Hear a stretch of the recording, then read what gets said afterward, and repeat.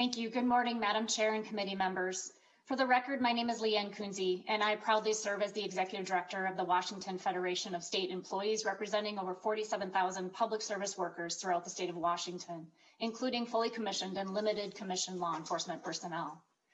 Our federation supports improvements in policing practices that promote safety and justice for officers and the communities they serve. However, this bill does not do that. We assume positive intent in the author's proposed language. However, the actual impact is an erosion of the very benchmarks of collective bargaining and employee rights, due process, fair treatment, and equal access to procedural justice.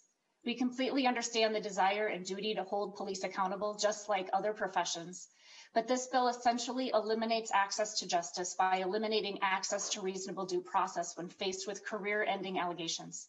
This also condones a presumption of guilt until proven innocent, rather than the reverse.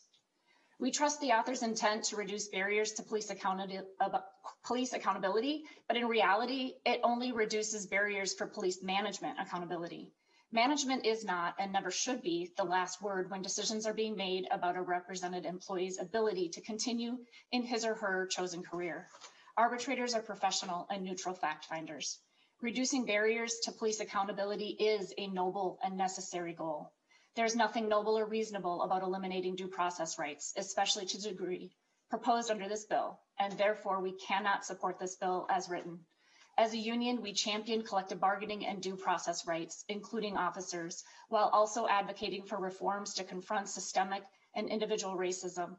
We must rebuild trust between police departments and the communities they are sworn to serve. This requires reconciliation and a commitment to unabridged justice, equal access to social, economic, and procedural justice. We ask this committee to reject this bill as submitted. We have also reviewed the other bill before you today, 5055.